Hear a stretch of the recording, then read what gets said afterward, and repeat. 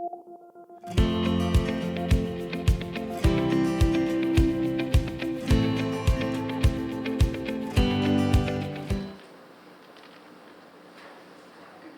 반갑습니다. 저는 엎드리코리아 이지훈이라고 하고요. 네, 오랜만에 이렇게 제 고향이 울산이거든요. 그래서 고향 내려왔다가 추석 때 맛있는 거 많이 먹고 아직 서울 안 가고 있는데 어제부터 이제 회사는 막 돌아가기 시작해서 이메일이 막 가득 차 있습니다. 그래서 지금 보시면 얼굴이 좀 탱탱 부어서 사진과 좀 다를 수 있는데요. 그래서 오늘은 조금 편한 이야기를 좀 해볼까 해요. 제가 이전에 하셨던 이렇게 교수님분들이나 이렇게 기업 CEO분들 하시는 거를 좀 봤는데 저한테는 그렇게 뭔가 학문적으로 얻어가실 게 전혀 없습니다. 그래서 제가 어떻게 스타트업을 시작했고 어떠한 가치로 지금 비즈니스를 하고 있는지, 그래서 저희 회사는 하나상을 하나 기부하는 생리대 브랜드를 운영하고 있거든요. 많은 분들이 궁금해하세요. 하나 사서 하나 기부하는데 어떻게 돈을 버냐, 이렇게 많이 말씀하시거든요. 지금 여기 서울에 올라오시다 보면 양재동에 가면 현대기아차 본사가 있습니다. 네, 현대기아차 본사가 있고요. 거기 좀 더 올라오시다 보면 그 앞에 네이버가 있습니다. 그리고 남영연구소라는 곳이 있고요. 이쪽에 가면 이제 남영연구소, 현대차 남영연구소가 있고, 현대모비스 글로비스가 있고, 그리고 울산공장에 현대차가 있죠. 지금 거기 모든 여자 화장실에 저 산다가스 생리대가 다 들어가 있습니다. 자, 그런데 그걸 어떻게 쓰이지 않느냐? 현대차가 저희 같은 작은 회사에 도급 계약을 맺을 만큼 저희가 규모가 큰가요? 아니요, 그렇지 않죠. 네, 근데 그 당시에 그 현대차의 광고가 그랜저 광고였습니다. 그랜저 광고는 여성 임직원이 운전하는 이제 여성의 성공에 관한 내용에 대한 광고였는데요. 제가 현대차에다가 프로포즈를 보냅니다. 현대차는 여성 임직원을 대상으로 한 광고를 보낼 만큼 여성 임직원에 대한 복지에 관심이 많을 것 같은데 왜 여자 화장실에 생리대는 없나요? 라는 프로포즈를 보냈습니다. 그랬더니 거기 있던 전무님이 그걸 보신 거예요. 생리대? 생리대가 여자 화장실에 왜 필요한데? 이렇게 하신 거예요. 그래서 제가 여성에게 월경은 자기 의사와 상관없이 갑자기 발현되는 하나의 생리적인 현상 중 하나입니다. 그것은 근무에 굉장히 악영향을 미칠 수가 있고, 근데 생리대가 그렇게 비싸지도 않습니다. 그래서 우리는 여자 화장실 안에 남자 화장실에 휴지가 있는 것처럼 여자 화장실에 생리대가 당연히 있어야 되는 겁니다. 모든 관공서와 은행 곳곳에 다 있어야 된다고 생각합니다라고 했는데 그걸 현대차 회장님이 보게 되셨고요. 그래서 그 다음날 갑자기 밤 11시에 전화 와서 다음날 새벽 6시까지 그 생리대학을 만들어서 오라는 거예요. 그래서 저희가 갔습니다. 생리대학을 아크릴 공장을 막 뒤져가지고 을지로에 갔습니다. 그래서 이제 현대차랑 지금은 정규 계약이 맺어지게 됐고요. 이게 현대차에서 유일하게 거의 한 30년 만에 있었던 스타트업과의 계약이라고 하더라고요. 독점 계약이라고 하더라고요. 그래서 지금 현대차에 들어가는 생리대뿐만 아니라 다른 겁니다. 여기서 중요한 포인트는 뭐냐? 저희가 생리대를 하나 팔리면 저희가 생리대를 가장 많이 파는 곳이 올리브영이라는 채널이거든요. 이게 녹화돼서 제가 저기 될까 좀 조심스럽긴 한데 생리대 하나가 팔렸을 때 올리브영의 평균 수수료가 얼마일까요? 여러분 다 비즈니스를 하시는 분이시잖아요. 네. 올리브영에서 생리대 한 팩이 팔리면 평균 수수료가 얼마 정도 될까요? 2%요? 더 높습니다. 몇 프로일까요? 30%? 네, 현대백화점, 더현대서울 이런 데가 30% 정도 하거든요. 더 높습니다. 몇 프로일까요? 50%? 더 높습니다. 55%더 높습니다. 저희 수수료는 58%예요. 거기다 올리브영 들어가면 올리브영 단독 패키지 구성해야 되죠. 강남역에다 광고 돌려야 되죠. 광남역에 LED 광고 돌리는데 일주일에 2천만 원씩 됩니다. 그러면 수익 구조가 날 수가 없어요. 흑자 도산하는 구조가 될 수밖에 없습니다. 그래서 저희는 B2B에 집중하기 시작한 겁니다. 왜냐? 대기업들이 저희 생리대 살 때는 할인해서 사지 않거든요. 자, 근데 여기서는 묘한 포인트가 있습니다. 저는 되게 스토리를 잘 파는 사람이거든요. 우리나라 크라우드 펀딩에서는 저희 회사 거만 22억 정도 되고요. 타 회사들 거 브랜딩 해준 것까지 하면은 한 45억 정도의 기록을 갖고 있습니다. 여러분들이 와디즈라는 플랫폼에서 한 번쯤 보셨을 만한 기록을 세운 제품들이 저희 건데요. 예를 들면 되게 그런 거예요. 제가 뭐 예를 들면 이 리모컨이 있습니다. 여러분들이 이 리모컨이 필요하세요? 예를 들면 이게 30만 원이래요. 여러분들이 이거 30만 원 주고 사시겠어요? 평균 가격은 한 25만 원 정도 합니다. 이거 30만 원이면 사시겠어요? 아무도 안 사시겠죠? 네. 근데 이게 십몇 년 전에 마이클 잭슨이 한국 왔을 때 이 프린세이즈를 사용했대요. 30만 원이래요. 사시겠어요? 네, 사죠. 어떠한 제품에는요, 스토리텔링이 들어가고 가치가 들어가면 그 제품의 가치는 무궁무진하게 커집니다. 저희는 이 포인트에 굉장히 오래 집중하는 회사입니다. 그래서 저도 어제 5시 반까지 저 밤새다가 30분 자고 나왔거든요. 네. 저는 이거에 엄청 몰두하는 사람입니다. 우리 회사 제품을 사줘야 될 이유가 전혀 없습니다, 소비자들은. 자, 여러분들 쓰시는 제품군 중에 사회적 기업 제품이나 소셜벤처 혹은 스타트업 제품이 10개 이상 있다 하시는 분 손 들어보세요. 내가 쓰는 제품 중에 나는 스타트업 제품이 10개 이상 있다. 거의 대부분 없으시죠? 근데 서울에 가보면 많은 스타트업 대표들이 스타트업을 하겠다고 앉아 있습니다. 나조차 사지 않는 제품을 팔겠다고 앉아 있는 거예요. 거기서부터 모순은 발생합니다. 왜 자신도 사지 않는 제품을 팔죠? 그래서 저는 오늘 여러분들께 제가 그 척박한 서울 땅에서 어떻게 이렇게 살아남았는지, 그리고 아까 영상에 보시면 아시다시피 저는 운동선수 출신이거든요. 저는 학업이 되게 뛰어나지도 않습니다. 그럼에도 불구하고 어떻게 회사를 키워갈 수 있나.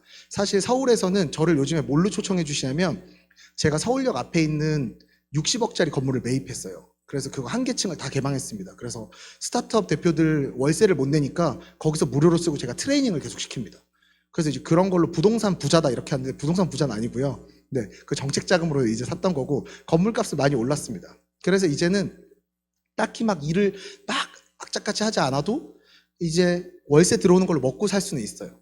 그럼에도 불구하고 우리가 왜 이렇게 밤새 가면서 하나에 몰두하고 하나에 집중하는지 그 포인트, 그 사회적 가치는 무엇인지 한번 얘기를 나눠보겠습니다. 그래서 제 영상은 그냥 유튜브에 쳐보시면 많이 나오고요. 네, 저건 다 메이크업 한 모습이니까요. 네, 꾸며진 모습이지만 나중에 궁금하신 분들 한번 찾아보시면 되겠고요. 제가 소셜벤처에 대해 간단히 설명을 드리겠습니다. 네, 저는 2015년에 군대를 전역하자마자 캄보디아로 떠납니다. 캄보디아로 떠났습니다. 원래는 군대 가기 전에 제가 1년 반 정도 세계 여행을 했거든요. 네, 그래서 많은 분들이 되게 궁금해하세요. 특히 제가 요즘 만나는 공장 거래처 사장님들 같은 경우에는 자녀분들이 다 제 또래입니다. 네, 제가 89년생이거든요. 근데 제가 서울에 와서 스타트업 한 지 딱 10년이 됐으니까 많은 이제 중소기업 대표님들이 이 대표 우리 공장 인수할래? 혹은 이렇게 하시거나 아니면 이 대표 우리 애들은 꿈이 없어. 이런 얘기를 많이 하시는데 저는 첫 번째 제 목표가 뭐였냐면 캄보디아에다 집을 짓는 거였습니다. 여러분 캄보디아에 집 한 채 짓는데 얼마일까요? 얼마일까요? 10만 원? 캄보디아에 집 한 채 짓는데 80만 원 정도 합니다. 캄보디아 아이들은 저렇게 판자로 된 집에 있거든요. 네. 그래서 제가 처음에 저기다가 이제 집을 짓기 시작합니다. 네, 재밌잖아요. 왜냐면은 서울에서는 제가 지금 살고 있는 집이 만약에 매매로 하면 13억에서 16억 정도 하거든요. 근데 대한민국은 1988년생 기준으로 제가 89년생이니까 88년생 기준으로 부모 세대를 넘을 수 없는 세대가 됐대요. 그래서 제가 어머니한테 여쭤봤습니다. 어머니가 젊었을 땐 어땠어요? 30대, 20대 때 어땠어요? 이랬더니 한 3년, 4년치의 연봉을 저축하면 아파트를 살 수 있었대요. 네, 잠실이나 강남, 뭐 울산에도 살 수 있었고, 그리고 그 집값이 어떻게 돼요? 많게는 10배, 적게는 5배 뛰는 시대였습니다. 대한민국이 요즘 그렇게 되나요? 그렇게 되지 않아요. 그러니까 많은 젊은 사람들이 자기의 목표치를 잃고 포기하는 거예요. 그래서 저는 생각했습니다. 내가 서울에 집을 가질 수 없다면 난 캄보디아에다 내 집을 짓자. 네, 그래서 제가 캄보디아를 매년 10년 동안 지금 왔다 갔다 하고 있거든요. 그래서 그때 생각한 게 뭐냐면 내가 누군가를 돕는다는 가치가 엄청나게 큰 거구나.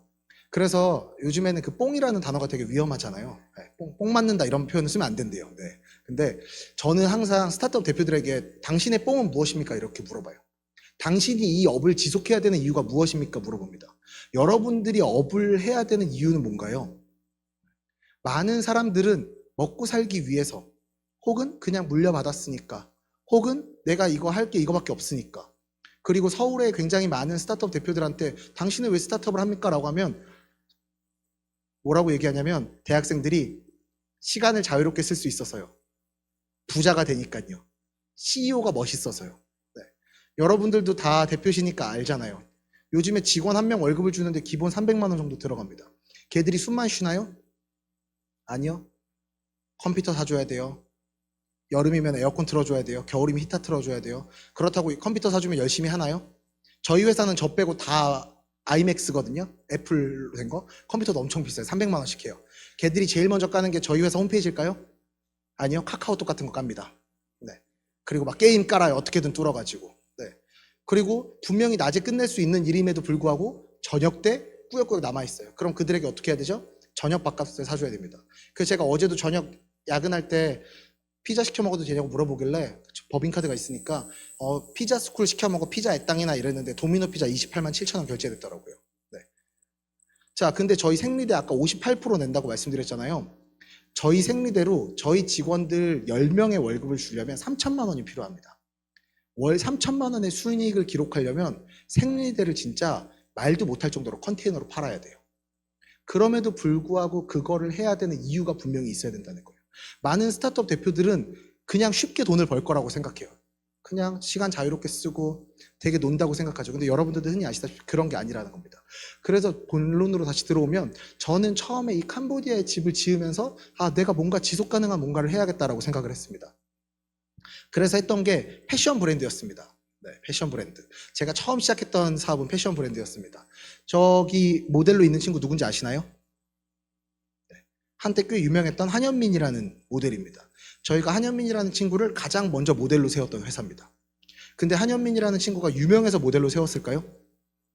아니요, 저희 모델들은 저희 첫 번째 시즌 모델분들은 장애인이었습니다. 시각장애인, 청각장애인. 시각장애인분들한테 선글라스를 씌우고요. 청각장애인분들에게 보청기를 빼라 그랬습니다. 그리고 룩북을 찍으니까 모델이랑 아닌 사람이랑 구분이 되지 않는 거예요. 네. 장애인도 비장애인도 똑같이 모델을 할 수 있다. 두 번째 시즌이 다문화 가정 아이들이었습니다. 저도 방금 전에 국장님이랑 다양한 분들하고 얘기를 나눴는데 김혜 씨가 외국인 비중이 되게 높다 그랬어요. 근데 우리 지나가다 보면 외국인 중에 비율이 되게 좋은 친구들이 있어요. 이 한현민이랑 바이들이라는 친구는 그런 친구였습니다. 다문화 가정 아이면서 학업 수준이 떨어지는. 그래서 어느 날 이 친구 면담을 했는데 이 친구가 키가 되게 큰 거예요. 그래갖고 너 모델 해볼래? 그렇게 해서 저희 브랜드 모델을 세우기 시작합니다. 지금 알렉산더 왕과 나이키의 전속 모델을 하고 있습니다. 그렇게 해서 저희가 첫 번째 했던 브랜드는 이 딜럽이라는 브랜드였습니다. 패션 사업 잘 됐을까요? 아니요. 저희는 사회적 기업가 육성 사업, 중소기업 벤처부에서 아무도 관심이 없던 비수상팀이었습니다. 이게 얼마나 외롭냐면요. 저는 울산에서 요트 선수 출신이거든요. 그래서 광안리에 이렇게 시합하러 오고 저희 집 넉넉하지 않은데 제가 그 은사님을 만나서 운동을 하게 됐습니다. 그래서 학교에서 기숙사 준다 그러고 아침, 점심, 저녁 밥값을 준다 그래서 운동을 시작한 케이스인데요. 그런 제가 이제 창업을 하겠다 그러면 강남 팁스타운 이런 데 가서 발표를 합니다. 이렇게. 그럼 이제 투자자분들이 쭉 앉아있죠. 그럼 제가 항상 발표 끝나고 나면 그들이 하는 첫 번째 얘기. 이지용 대표는 전공이 뭐죠? 전 체육교육과입니다. 근데 왜 생리대를 만들죠? 근데 왜 패션을 하죠? 전문성이 떨어지네요. 두 번째, 경력이 없네요. 그리고 출신이 어디죠? 울산입니다. 그럼 울산에도 지원 많은데 왜 굳이 꾸역꾸역 서울까지 올라와서 창업하려고 그래요? 네. 그래서 그때부터 저는 모든 사업에 다 떨어집니다. 자, 근데 그런 사업에 떨어졌던 거를 제가 어떻게 극복했느냐? 아까 말씀드렸던 현대차에다가 지금 요 기업과 연계한 이 프로세스를 만드는 겁니다. 자, 저희가 현대차에 영업한 방식입니다. 이거 저희 굉장한 영업 비밀이거든요. 자, 현대차에다가 프로포절 보낼 때 어떻게 보내냐? 현대차에게 우리 생리대를 사십시오라고 어필하는 거예요. 그럼 현대차가 왜 사야 되는데? 근데 저는 B2B 거래의 핵심이 뭐냐면 내가 원하는 걸 어필하는 게 아니고 상대방이 원하는 걸 줘야 된다고 생각해요. 그래갖고 제가 현대차에 뭐라고 했냐면 현대차가 우리 회사의 생리대를 사시면 저희는 하나 사면 하나 기부하는 회사입니다. 그렇기 때문에 현대차에서 저희 생리대를 1년 동안 1,500만 원어치 사시면 저희가 현대차 이름으로 아이들에게 1,500만 원어치 생리대를 기부하겠습니다. 그럼 현대차 입장에서는 1,500만 원을 내고 임직원 복지만 하는 게 아니라 아이들에게 기부하는 것도 가능한 거예요. 그래서 저희 생리대를 사는 금액이 기업의 B2B 비용이 아니고 CSR 비용입니다. 각 대기업마다 다 CS 비용이 있어요. CSR 비용이 어마어마하게 크거든요. 그래서 저희는 이걸 가지고 아이들에게 생리대를 전달하기 시작하는데 저희가 그냥 아이들에게 생리대를 줄까요? 아니요, 그렇지 않습니다. 여기 보시면 전국 209개의 자판기를 설치해 놓는다고 하죠. 저희가 전국 209개의 그 화장실 지자체에다가 자판기를 설치합니다. 그래서 어떻게 하냐? 지금 대한민국의 생리대 보급률, 저소득층 아이들이 생리대를 가져가는 퍼센트가 60%가 채 되지 않아요. 왜냐? 애들이 주민센터 가서 취약계층인 걸 인증하면 2팩을 주거든요. 그래서 어떻게 하냐? 아이들에게 토큰을 주고 이거를 넣고 언제든지 네가 원할 때 24시간 가져갈 수 있어. 그리고 저희가 이 자판기에다가 현대차와 같이 한다는 프로그램을 넣어놓습니다. 그럼 현대차의 광고 효과가 있죠. 그리고 현대차에다가 뭐라고 어필하냐? 이 아이들이 나중에는 현대차의 혹은 저희들의 잠재적 고객이 될 겁니다. 그렇게 희망을 심어주는 거예요. 그러니까 현대차 입장에서는 CSR 비용을 못 써서 안달인데 안 쓸 이유가 전혀 없는 거죠. 만약에 저희가 먹는 걸 판다 그래도 똑같아요. 직원들에게 저희 거 사주세요. 뭐 예를 들면 저희의 도시락을 사주세요라고 어필하는 것보다는 임직원들에게 어떠한 도시락을 주겠습니까? 저희는 임직원들을 위한 어떠한 도시락을 만들어 드리겠습니다. 혹은 근로자들에게 최적화된 도시락을 만들어 주는 거죠. 그래서 항상 스토리가 가미돼야 된다는 겁니다. 모든 제품에는 스토리가 가미되어 있어야 됩니다. 그게 대기업을 이길 수 있는 유일한 무기예요. 근데 많은 스타트업들이 싸울 때 어떻게 싸우죠? 1,000원에 만듭니다. 1,000원에 만들어요. 그리고 대기업들은 500원에 만듭니다. 대기업들은 500원에 만든 걸 얼마에 팔아요? 3,000원에 팝니다. 스타트업들은 1,000원에 만든 걸 2,000원에 팔아요. 그리고 뭐라고 얘기하냐면 저는 가격 경쟁력이 우세합니다라고 얘기해요. 그게 가격 경쟁력이 우세한가요? 이 생리대판이요. 수수료 들어서 아시겠지만 화장품보다 경쟁률이 훨씬 치열하거든요.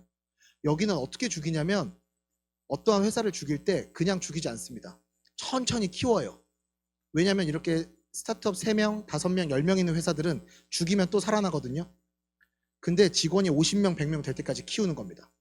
그러다가 1,000원에 만들어서 2,000원에 팔던 회사를 500원에 팔던 회사가 갑자기 900원에 팔기 시작하면 이 경쟁 싸움이 안 돼서 회사가 빠르게 무너지기 시작합니다. 지금 굉장히 많은 스타트업들이 그렇게 무너지고 있어요. 지금 서울은 거의 일주일에 2개씩 무너지거든요. 그래서 저는 많은 스타트업들이나 많은 경제인분들에게 얘기하는 겁니다. 우리의 모든 제품과 가치에는 우리만의 소셜 미션, 가치가 있어야 된다. 이런 말씀을 드립니다. 왜냐하면 제가 최근에 네덜란드랑 독일을 갔다 왔는데 독일의 그 경제 관련된 담당자분이 저한테 그런 얘기를 하는 거예요. 대한민국의 경제의 90%를 몇 개 회사가 움직이는지 아십니까? 이렇게 얘기하는 거예요. 몇 개 정도 될까요? 이렇게 물어봤더니 한 15개 회사가 90%의 경제를 움직인다고 하더라고요. 큰 대기업들이. 근데 독일 경제의 90%는 몇 개가 움직이는지 아십니까? 이랬는데 몇 개일까요? 15,000개가 넘는 회사가 90%의 경제를 쥐고 있다는 거예요. 그 말은 뭐냐? 한두 개가 무너져도 우리는 무너지지 않는다는 거예요. 그게 그들의 프라이드인 거예요. 그래서 저는 많은 경제인들과 많은 스타트업이 일어나야 된다고 생각합니다. 네. 이런 구조로 가다가는 한두 개 휘청하면 다 같이 무너질 수 있기 때문에 우리만의 차별성을 가져야 된다는 거죠. 이 폴더 뭐죠? 폴더명? 이 폴더명 뭘까요? 보이시나요? 앞에 폴더명 앞에 뭐라고 적어놨는지? 실패. 제가 그동안 정부 지원 사업 썼다가 떨어진 파일만 이 정도입니다.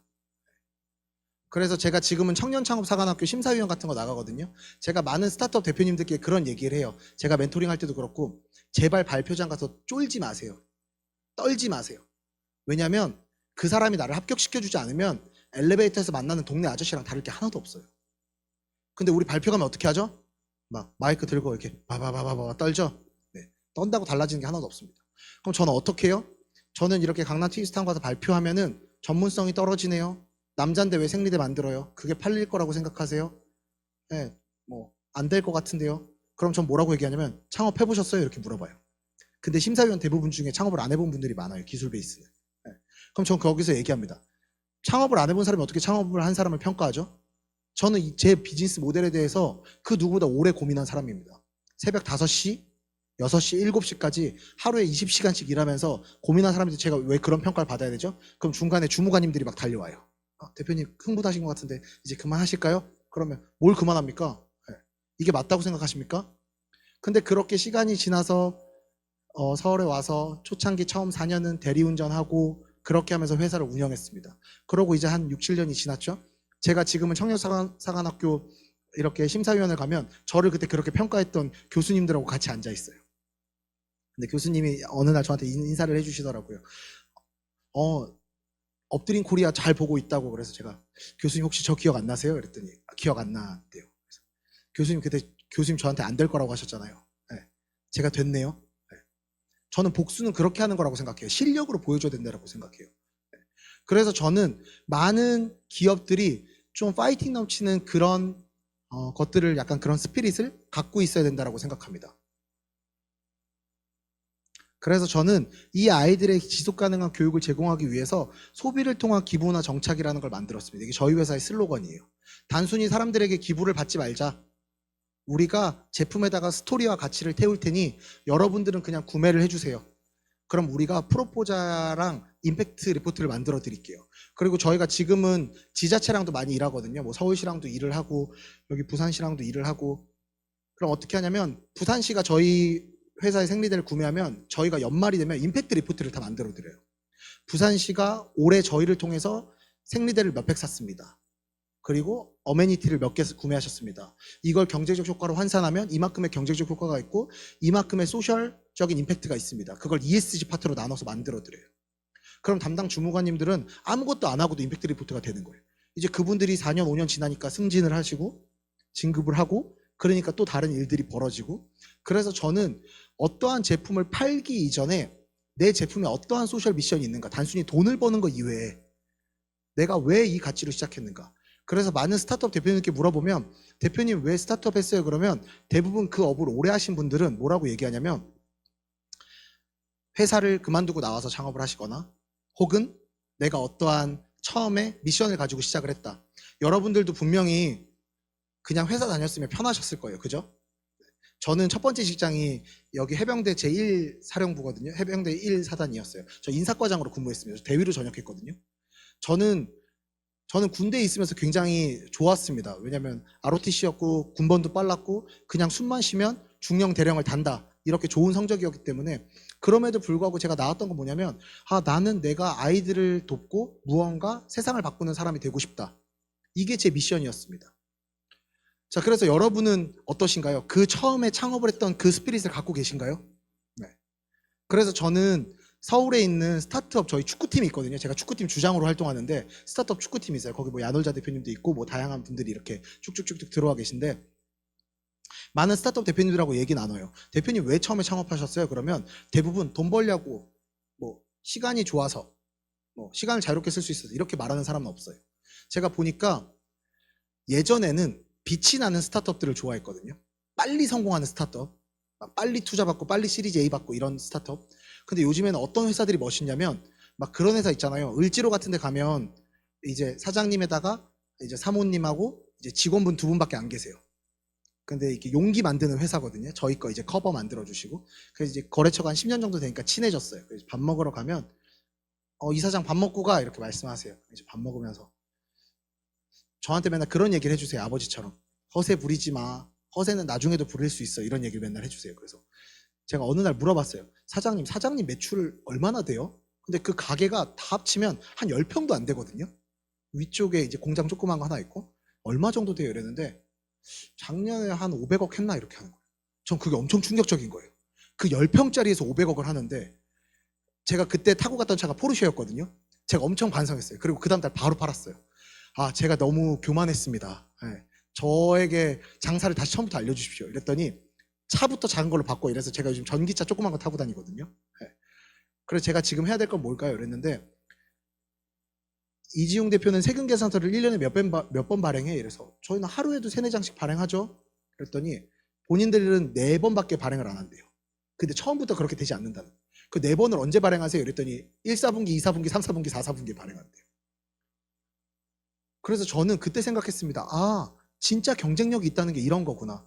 근데 그분께 들었던 가장 큰 이야기가 뭐였냐면 저한테 허세 부리지 말라 그래서 제가 사장님 그럼 뭐가 제일 중요한가요? 이랬는데 그분이 저에게 얘기한 게 그거였습니다. 소명. 이지용 대표의 소명이 뭐야? 이 사장의 소명이 뭐야? 사장님은 이걸 왜 하게 되셨나요? 이랬더니 그때는 용기를 이렇게 만들 수 있는 공장이 없었대요. 조그만 기계가 없었대요. 그래서 외국에서 어찌어찌 들어와가지고 이걸 만들기 시작했다라는 거예요. 근데 이거를 알아주는 사람이 없으니까 그냥 서울시청 이런 데 돌면서 영업을 하고 그게 거래처가 조금씩 늘어나면 가서 그냥 김치찌개다 밥 먹고 또 영업하고 그러다 보니까 회사가 커졌다는 거예요. 본인도 회사를 몇백 명까지 키워봤지만 그게 결국 중요한 게 아니더라. 근데 제가 요즘에 이 말씀을 왜 드리냐면 제가 2019년도부터 2019, 20, 21, 22 이렇게 4년 동안 제가 아까 처음에 왔을 때 되게 집까지 편안하다 그랬잖아요. 여러분들이 저를 바라보는 표정은 그렇게 편하진 않아요, 사실. 굉장히 무섭게 저를 쳐다보고 계셔서 마음이 편하진 않지만 제가 사실 2019년에 번아웃이 되게 심하게 왔습니다. 왜냐면 여러분 여행에 미치다라는 회사 아시나요? 여행에 미치다라는 회사도 제 되게 친한 친구였고요. 저랑 엎드린 코리아를 같이 만들었던 친구가 있습니다. 갔다가 이제 자기 직업을 가져서 떠났고 그리고 뭐 트로스트라는 회사도 있고요. 굉장히 많은 스타트업들이 있는데 19년부터 21년 정확히 4년 동안 제 친한 친구 4명이 다 자살로 세상을 떠났어요. 근데 다 스타트업 대표들이었어요. 제가 그들의 장례를 다 치르면서 뭘 느꼈냐면 왜 우리는 이렇게 살아야 되지였습니다. 네. 그래서 그때 그 사장님이 저한테 해주신 말씀이 뭐였냐면 이 사장 사업의 사자는 죽을 사자라고 생각해. 그래서 사업가들이 죽는 거야. 왜냐? 사업을 하는 것보다 죽는 게 쉽거든 이런 말씀을 해주셨어요. 그래서 이번 추석 때는 굉장히 많은 생각이 들었습니다. 제가 번아웃이 왔을 때 어디 숨어 있었냐면 마창진 그쪽에 숨어 있었어요. 창원에. 네. 기차를 타고 종점까지 오니까 여기더라고요. 그래서 거기서 되게 오래된 모텔 같은 데서 3달을 숨어 지냈습니다. 그래서 거기서 정신과 치료를 받고 다시 이렇게 사업판으로 나올 수 있게 됐는데 저는 여러분들께 꼭 그걸 전해드리고 싶어요. 여러분들이 처음에 뭔가를 시작했을 때 그 설레임 그리고 그 미션 저는 그걸 오래 가져가셨으면 좋겠어요. 근데 살다 보면 그게 잘 안 되잖아요. 네, 살다 보면 먹고 사는 게 바빠서 내가 하는 게 힘들어서 근데 이렇게 시간이 지나다 보면 제가 여러분들보다 훨씬 더 적은 인생을 살았고 여러분들이 저보다 훨씬 경험이 많으시지만 살다 보면 중요한 거는 우리 회사의 매출액이나 성공이 아닌 것 같아요. 내가 과거에 어떠한 걸 달성해 보는 거. 옛날에 제 꿈은 백화점에서 제 물건을 한 개 팔아보는 거였거든요. 근데 지금 백화점에서 시간대별로 계속 나가요. 그러니까 저는 어떻게 보면 꿈을 살고 있는 거죠. 그리고 여기 계신 모든 여러분들도 다 꿈을 살고 있는 거예요. 근데 우리 그런 걸 너무 많이 잊어버린다는 거예요. 영업을 하기 위해서, 장사를 하기 위해서, 사업을 하기 위해서. 그래서 저는 그 미션이 꼭 있었으면 좋겠고요. 저에게 미션은 소비를 통한 기부문화 정착입니다. 많은 사람들이 저에게 그래요. 이지용 대표 되게 용기 있네요. 남자인데 어떻게 생리대를 팔아요? 그리고 걸어다니는 패션 테러리스트인데 어떻게 패션을 해요? 운동선수인데 어떻게 사업을 하나요? 이런 얘기 많이 하세요. 저는 여기서 여러분들께 묻고 싶습니다. 여기서 내가 생각하는 용기란 뭐다 말해보실 분? 내가 생각하는 용기란 이거다 라고 말해보실 분 계신가요? 네. 항상 긍정을 선택하는 거예요. 성함이 어떻게 되시죠? 네, 안재혁 대표님이신가요?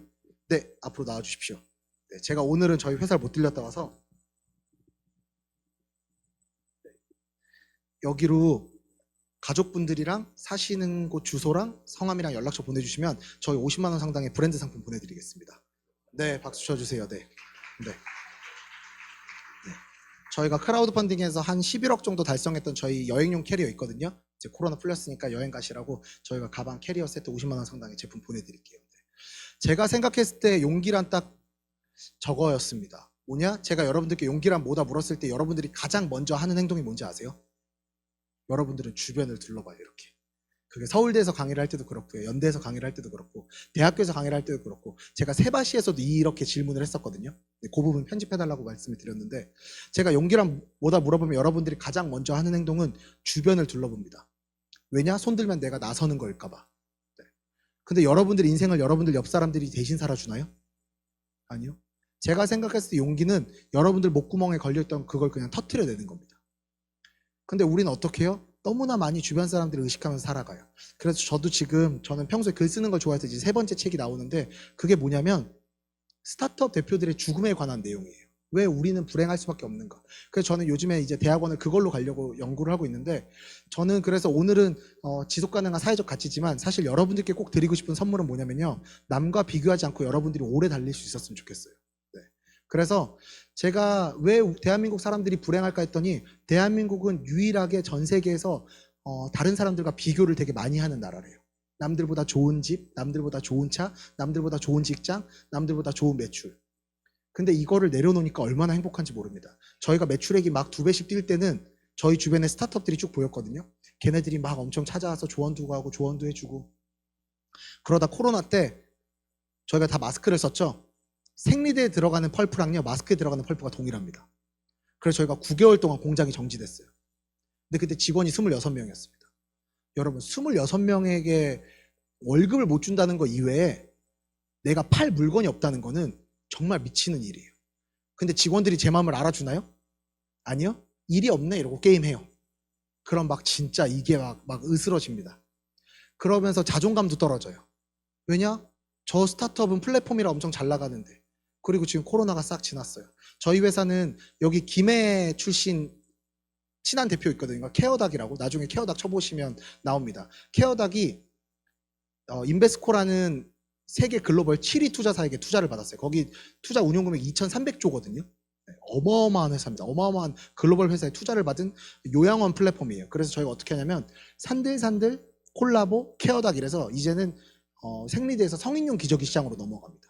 그래서 저희가 시니어 패드도 만들어요. 이제 올해 10월 달부터 이제 거의 다 제품 완성이 됐거든요. 근데 그걸 만들 때도 많은 사람들이 그랬습니다. 이지용 대표 안 될 거야. 네. 안 되면 어떡할래? 너 그거 했다가 안 되면 어떡할 거야? 많은 사람들은 그렇게 얘기합니다. 근데 저는 그때마다 얘기합니다. 되고 안 되는 건 내가 직접 해보고 판단하겠다. 그래서 이거 저희 회사 딜럽이라는 저희 브랜드 모습이고요. 지금은 이렇게 백화점에 매장도 있고, 네, 꾸준한 그런 브랜드로 성장을 하고 있습니다. 여기 저희 회사 이렇게 악마 같은 친구들이고요. 제가 맨날 악마 같다라고 장난을 치긴 하는데 그래도 되게 고마운 친구예요. 그래서 저희 회사 매일 10시 반에 출근하고 5시에 퇴근하거든요. 네, 이거 듣는 많은 대표님들이 되게 싫어하시겠지만 네, 저희 회사는 그렇게 일합니다. 네, 근데 되게 미국식 마인드예요. 왜냐면 요즘에는 일하다가 도망가는 젊은 친구들 많거든요. 예. MZ 친구들이라고 하죠. 요즘 MZ 말할 때 이렇게 말해야 돼요. 예. MZ 친구들 굉장히 많습니다. 그래서 저희 어떻게 하냐면 인턴을 2개월을 시킵니다. 인턴을 2개월을 시켜요.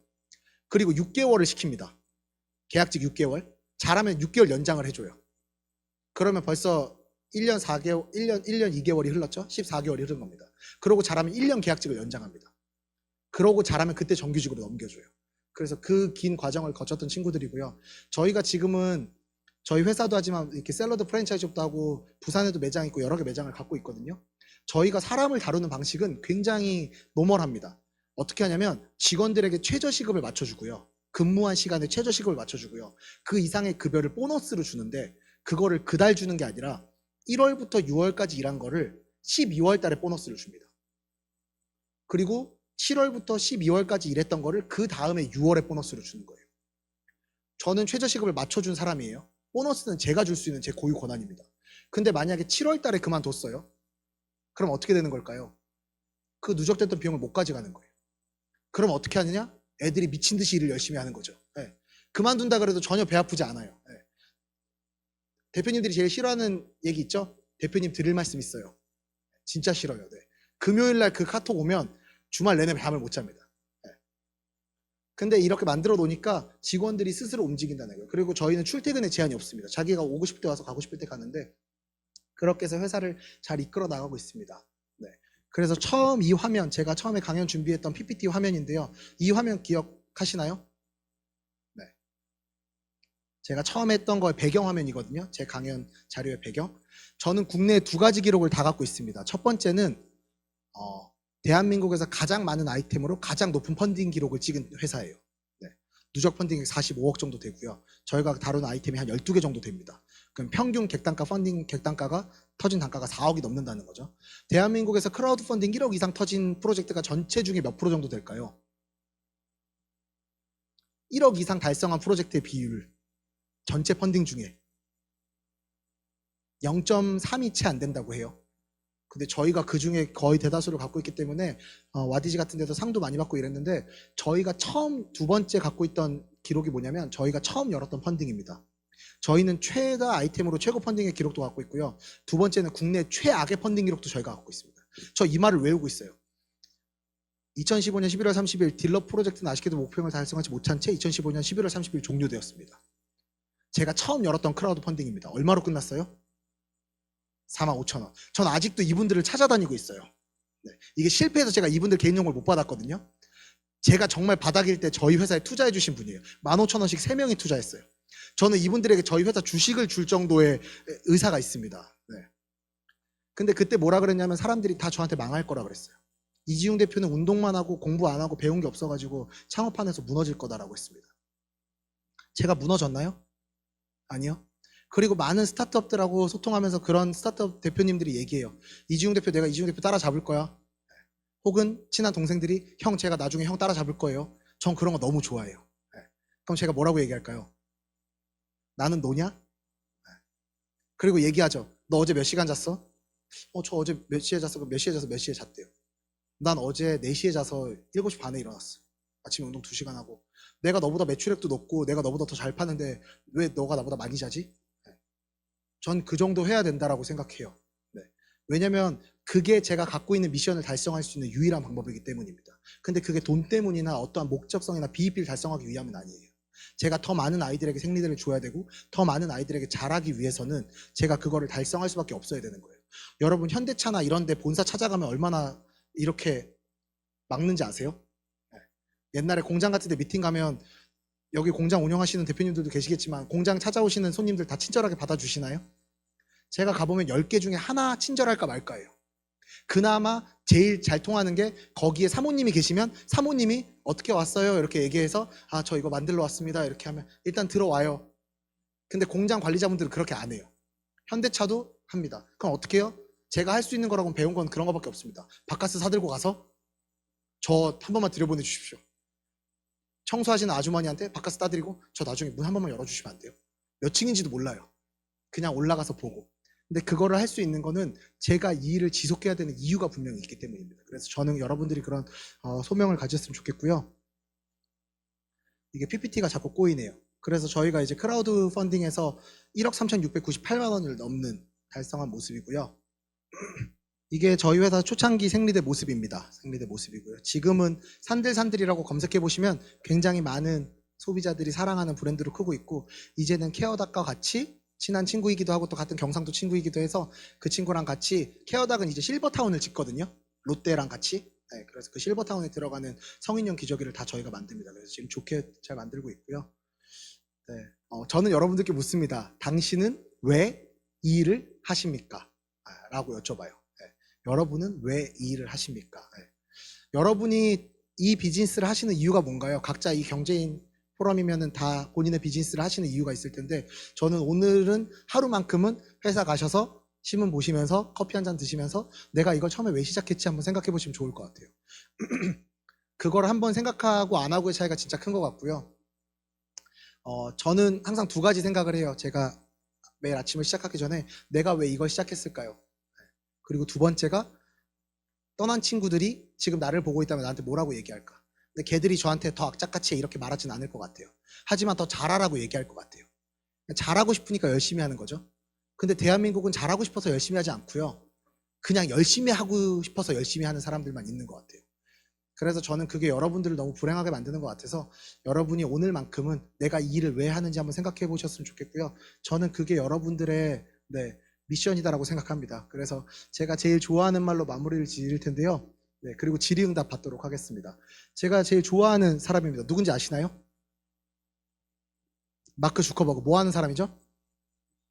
페이스북 창업자. 네. 제가 이 카테고리를 왜 챕터했냐면 제가 되게 좋아하는 얘기를 했길래 이걸 이제 이렇게 따왔습니다. 뭐냐면 회사를 실제로 창업해 본 사람은 알겠지만 창업 과정에서 정말 어려운 일들에 부딪히게 되잖아요. 네. 제가 봤을 때 제일 어려운 건 사람. 네. 사람 진짜 어마어마하죠. 네. 사람이 주는 스트레스는 와 진짜 제가 봤을 때는 상상을 초월합니다. 사람. 네. 그리고 뭐 그 외에도 뭐 세금, 뭐 인사, 노무, 회계, 뭐 등등등등 뭐 말할 수 없는 스트레스가 너무 많죠. 이 사람이 뭐라 그랬냐면 최고의 회사를 만드는 방법은 사회적 변화를 이끌어내는 동기에서 비롯됩니다. 그 대상이 어느 한 지역, 한 장소에서 일지라도 말이죠 라는 얘기를 했어요. 그게 무슨 말이냐면 자기들이 최고의 회사들을 분석해 보니까 메타에 들어와 있는 최고의 회사들을 분석해 보니까 어떠한 돈을 보고 간 회사들이 아니라 그 사회나 그 지역을 변화시키려는 회사에서 시작을 했다는 거예요. 예를 들면 현대자동차 왜 탄생한 회사죠? 제가 얼마 전에 그 정남이 이사님이라고 그 정주영 재단 이제 정주영 창업주분의 손녀죠. 그 이사장님하고 이제 티타임을 한 적이 있거든요. 근데 거기 이제 정주영 회장님이 7명을 좋아한대요. 7명이서 회사를 시작했더라고요. 그래서 그게 아산 나눔재단이라고 그 서울 강남 팁스타운 앞에 크게 있거든요. 그래서 이제 그런 얘기를 했어요. 제가 현대를 좋아하는 이유는 그겁니다. 현대차가 만들어진 계기 때문이죠 라고 했는데 현대가 만들어진 계기를 설명해 주시더라고요. 저한테 뭐라고 표현하셨냐면 만약에 이지용 대표님이 돈이 없는데 은행에서 100억을 빌려줄 테니까 자동차가 없는 나라에서 자동차를 조립해다가 팔아라 그러면 파시겠어요? 이런 얘기를 한 적이 있어요. 여러분들에게 자동차가 없는 개발도상국인데 여러분들 이름으로 그냥 보증 다 끼고 연대 보증 다 끼고 100억을 대출해 줄 테니까 자동차를 조립해서 기술자들 데려와서 팔아라 그러면 파시겠어요? 근데 현대차는 그렇게 시작했다라는 거예요. 그런 가치로 시작했다는 거죠. 그리고 저희가 지금은 한국 야쿠르트랑 같이 일합니다. 이제 야쿠르트 아줌마들이 그 로봇 타고 다니시잖아요. 거기서 이제 저희 생리대가 배달돼요. 그래서 이제 한국 야쿠르트랑 미팅을 했는데 저는 그 회사에 가면 담당자분들에게 꼭 그런 얘기를 물어보거든요. 이 회사에 처음 만들어지게 된 계기가 뭔가요? 그럼 직원들 대부분이 잘 모르세요. 근데 이제 위로 올라갈수록 아십니다. 전무님, 상무님 이런 분들은 아세요. 그래서 이제 한국 야쿠르트에 물어봤더니 한국 야쿠르트가 어떻게 생겼냐면 전쟁 직후에 전쟁 고아들이 자꾸 쓰러져 죽으니까 야쿠르트에 당을 타서 먹이던 나눠주던 회사래요. 그래서 아직까지도 방문 판매를 계속 한다는 거예요. 자기네들은 그 방문 판매로 커진 회사라는 거예요. LG 어떻게 커졌죠? 럭키 치약. 예. 전쟁 직후에 양치할 게 없으니까 치약 팔던 회사예요. 애경, 지금은 제주항공 갖고 있죠? 애경, 저희 합정동 사무실 앞에 가면 애경이 있거든요. 네, 퐁퐁 팔아가지고 저는 비행기 돌린다 이렇게 얘기하거든요. 네, 네. 그 주부들한테 퐁퐁 팔아가지고 이제 비행기를 갖고 있는 거죠. 네. 근데 그 회사도 어떠한 사회적 가치 때문에 시작했다라는 거예요. 그래서 실제로 회사를 창업하면서 사람은 알겠지만 창업하자는 정말 어려운 일들에 부딪히게 되잖아요. 그것을 극복할 수 있게 해주는 건 자신이 하는 일의 중요성을 믿는 것과 자신이 하는 일에 많은 사람들에게 가치를 주고 있으면 아는 것입니다. 저는 그것이 최고의 회사를 만들어낸다고 봅니다라고 얘기했어요. 그래서 저는 오늘 여러분들께 전달드린 게 지속 가능한 성장을 하기 위해서는 여러분들께 가치가 있어야 된다. 네, 그래서 꼭 그 가치를 가졌으면 좋겠다. 그리고 여러분들이 분명히 회사를 처음 창립하실 때 그 가치가 있었다. 혹은 여러분들이 2대거나 3대시면 초대 회장님들이 그걸 만들었던 가치가 있다. 그걸 뭔지 한번 생각해보는 좋은 계기가 되었으면 좋겠습니다. 그래서 오늘 여러분께 전달드린 거는 첫 번째는 용기였고요. 두 번째는 가치였습니다. PPT가 좀 꼬이긴 했지만 이렇게 두 가지 전달 잘 되셨을까요? 네. 그러면 이른 시간 이렇게 들어주셔서 감사하고요. 질의응답 받고 네 마무리하도록 하겠습니다. 발표를 마치겠습니다. 이지웅이었습니다. 감사합니다.